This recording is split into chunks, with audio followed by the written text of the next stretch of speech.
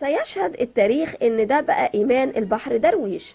بتلك الكلمات أثارت أمنية البحر ابنة الفنان إيمان البحر درويش حالة من القلق على صحة والدها بعد ما أرفقتها بصورة صادمة له نشرتها عبر صفحتها في موقع فيسبوك.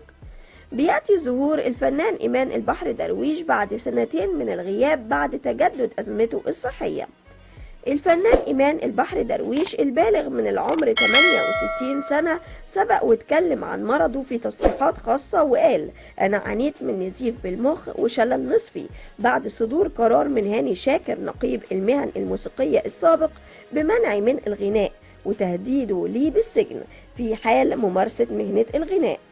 كان الفنان إيمان البحر درويش دخل في نزاع قضائي دام لمدة سنتين من سنة 2017 ولحد سنة 2019 مع النقيب السابق الفنان هاني شاكر بسبب شطب عضويته في نقابة المهن الموسيقية بدعوى أن إيمان مقيد في نقابة المهندسين ولا يجوز الجمع بين عضوية نقابتين.